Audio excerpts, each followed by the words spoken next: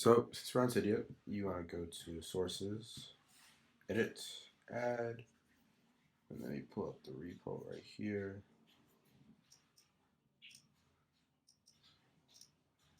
It's repo dot I think BB tech. I don't know what that ends in. It's .cc. Put it in just like that. I'm gonna verify. Now I'm gonna pull up the 3G if it's still on. I'll show you. This is what happens when you install it and you don't have the right jailbreak. Now you can't use Jailbreak Me. You have to use Redsnow. Press confirm. It's just gonna throw up an error screen when you do so.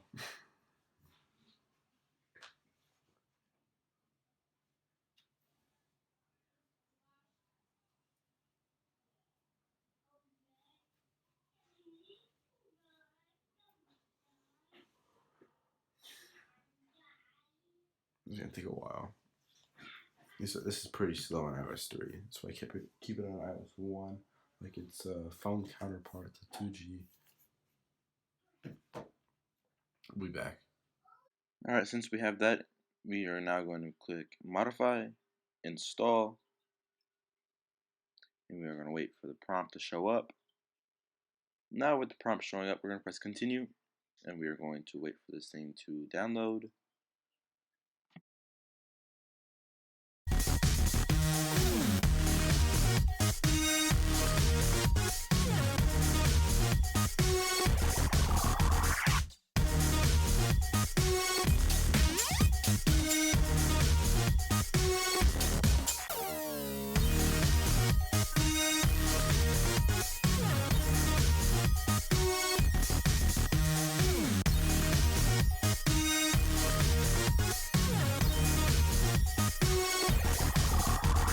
Now we're going to press Return to Cydia, and we're going to fire up Bootlace.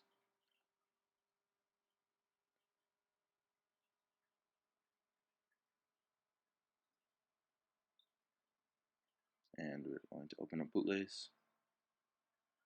And this is just going to patch the kernel, checking compatibility with the jailbreak, which I'll be leaving the link in the description. You want to use Redsnow 9.4,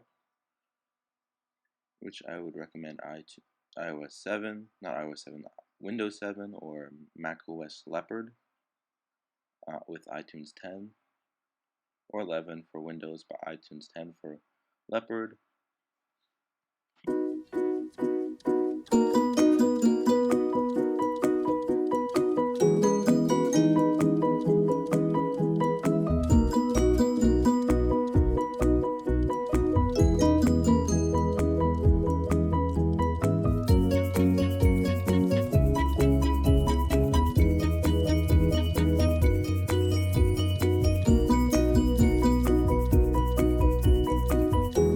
Now opening up Bootlace again for the second time after the reboot, we are going to press OK, press iBoot, open iBoot, and so we're going to install that, which is going to make it so we can boot into the firmware, and we're going to let this install.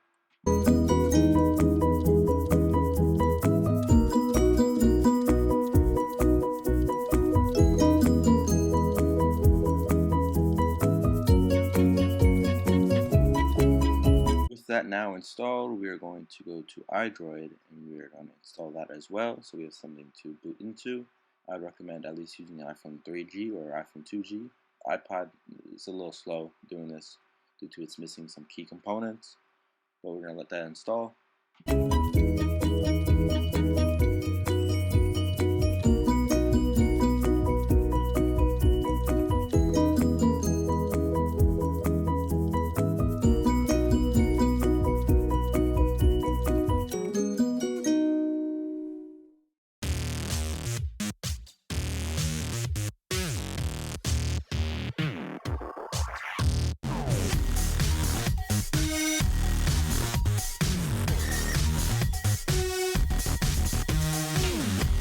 That installed now, we can open up iBoot and do the quick boot options, or if you want, you can turn off the device and turn it back on. But we're just going to Do that.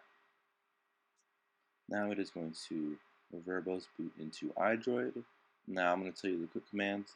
The power button is the back button, and the home button is sort of the third option. But if you hold both of them down, you can turn off the device. And once you get into iBoot, you're going to press the home button to select, and not the home button, the power button to select, and the home button to confirm if you want to get into iOS. Now, if you want to reverse this, you first have to uninstall Android and uninstall iBoot, and it'll ask you if you want to go back to the original kernel, which you should. Then then at that point you can restore the device if you want, or downgrade it to an older version.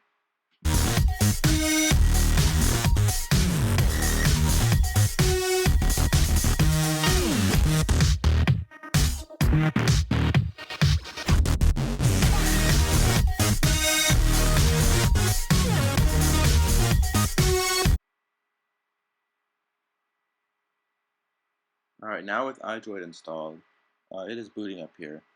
It's going to take a fair bit. It also is on an iPod, but you can see it's just the bare bones Android 2.3.2 install.